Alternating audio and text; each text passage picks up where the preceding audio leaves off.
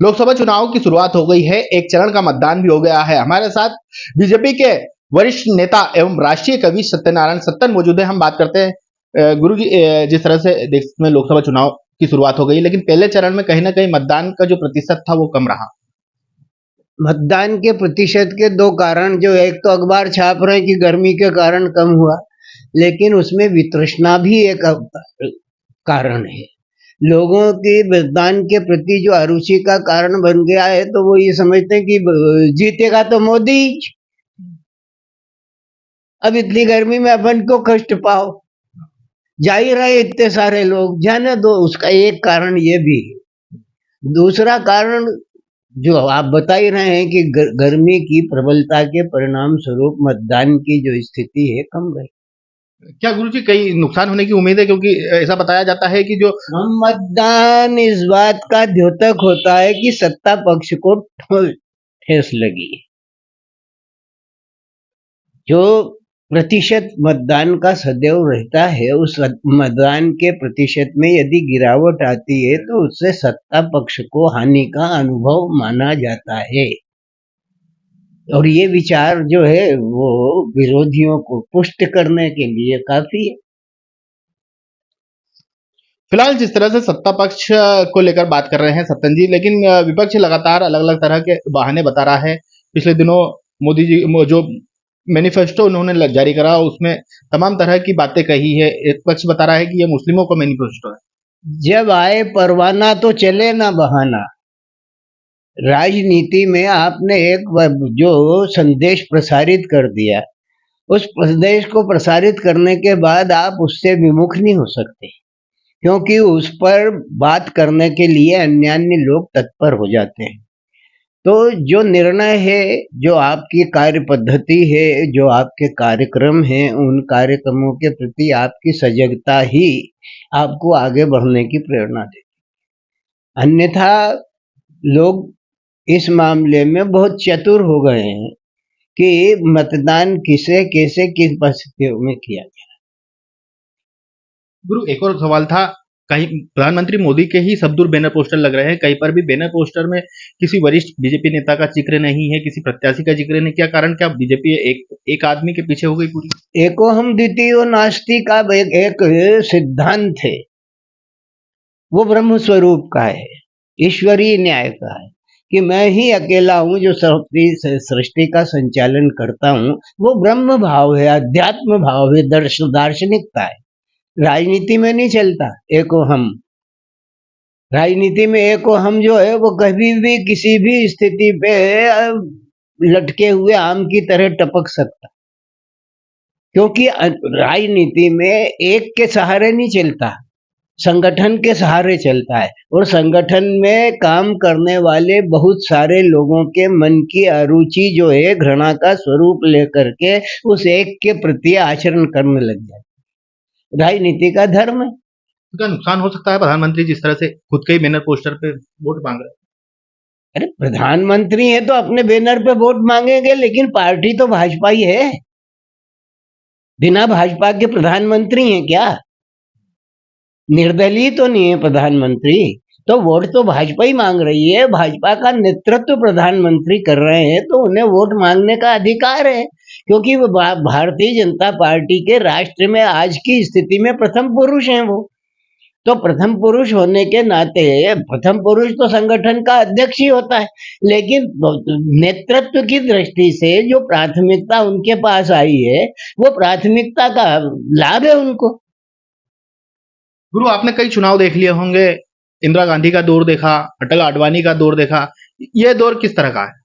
यह दौर भी अटल आडवाणी के द्वारा जो पैदा की हुई शक्ति का समुच्चय है, उस शक्ति के समुच्चय के माध्यम से सत्ता को स्थिर बनाए रखने का, और उस सत्ता और नियमों का पालन करते हुए नेतृत्वकर्ता के द्वारा उन लोगों के द्वारा सोई हुई विरासत को अक्षुण्य और अखंड बनाने का क्षण है। उस पर काम कर रहे हैं मोदी जी। जो 400 पार का नारा है वो पूरा हो जाएगा? संभव नहीं। कारण गुरु?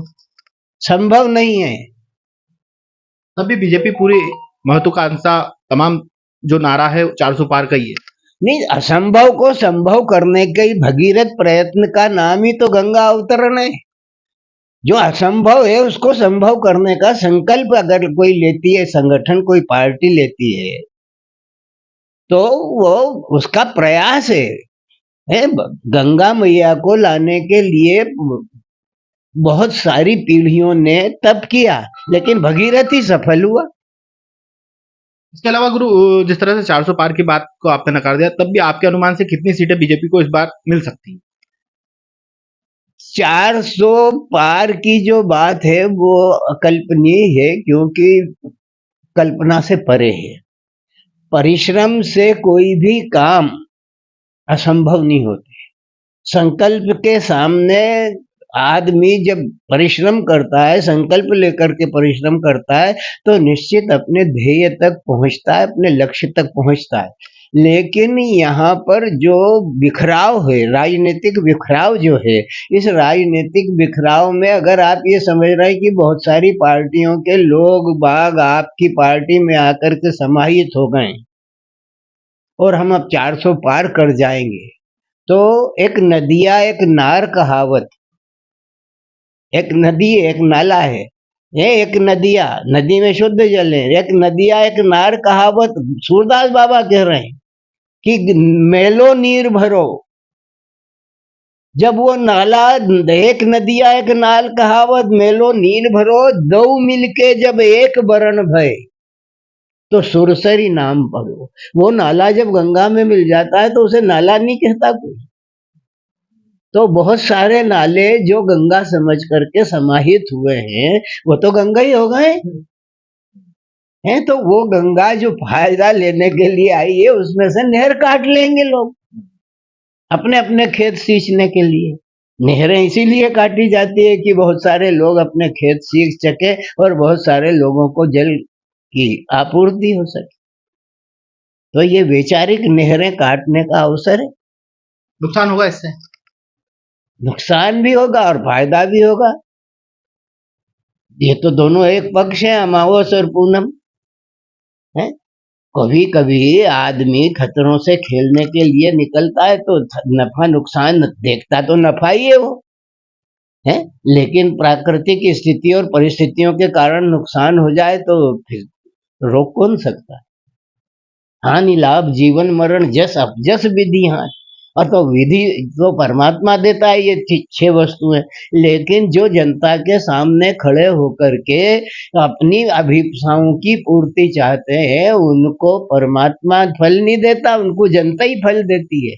जैसे कांग्रेस को अभी जनता ने अपने से दूर रख छोड़ा है, तो कांग्रेस विपक्ष का रोल निभा पा रही है, क्योंकि कांग्रेस ने सतत 55 वर्ष तक इस देश में सत्ता के सुख को भोगा है, इसलिए उसे विरोध का भाव, विरोध करने का तरीका जो है वो उससे छूट गया। उसके पूर्वजों ने जो संघर्ष किया था सत्ता की प्राप्ति के लिए, नहीं स्वतंत्रता की प्राप्ति के लिए, उनके पास संघर्ष था, उनके पास जिजीविता थी।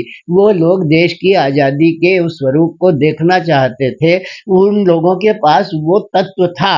इन्होंने 55 साल तक बादशाहत करके अपने आप को आलस्य के दरवाजे पर भर दिया और अब इतने आलसी हो गए कि अपनी पार्टी छोड़ छोड़ करके सत्तारूढ़ पार्टी में जा रहे हैं। ये इनकी भावना का प्रदर्शन है, क्योंकि इन्हें सत्ता की ही लालसा बन गई अब कि हमेशा राज ही करना चाहते हैं। अब ये नहीं जानते कि इस राज से नाराज जनता जो है किस वक्त भी पलटी दे देगी। लेकिन प्रियंका गांधी और ये बोल रहे हैं कि इंदिरा गांधी ने मंगलसूत्र का त्याग का, हमारी माँ सोनिया गांधी ने मंगलसूत्र को त्याग करा, तब भारत के बलिदान में इतनी इतनी बातें कही जा रही। देखिए, मंगलसूत्र का जो अर्थ है वो राजनीति नहीं है। एक नाम को लेकर के अगर इस तरीके की बातें कही जाए तो छिछले स्तर की बात है। फिर वो जो चाहे जितना बड़ा आदमी करे, क्षुद्र मानसिकता है। मंगलसूत्र जीवन के उस तत्व का परिचायक है जो सुहाग से संबंधित है, और सुहाग से संबंधित होने के कारण परिस्थिति के अनुरूप आप वहां तक लेकर के उसको जा रहे हो। क्या अर्थ, क्या उसका निकलेगा, क्या अर्थ है? जबरदस्ती मंगलसूत्र, मंगलसूत्र एक सुहागन के गले में पड़ा हुआ उसके सुहाग का प्रतीक चिन्ह है और अत्यंत पवित्र है वो। गुरु 1 लाख आखिरी सवाल, पिछले दिनों विधानसभा में भी आपने घोषणा करी थी कि बीजेपी को इतनी सीट मिली थी, आपकी भविष्यवाणी सटीक बैठी थी। इस बार लोकसभा चुनाव में बीजेपी को कितनी सीटें मिलने की उम्मीद? 400 पार नहीं होगी। फिलहाल ये हमारे साथ राष्ट्रीय कवि एवं बीजेपी के वरिष्ठ नेता सत्यनारायण सत्तन थे, जिनका कहना था कि 400 पार का जो नारा दिया है वह सिर्फ जिस तरह से पूरे देश में जो लहर चल रही है उसके कारण दिया है और निश्चित तौर पर इससे कुछ ना कुछ फायदा जरूर मिलेगा। इंदौर से टीवी 9 भारतवर्ष के लिए संदीप मिश्रा।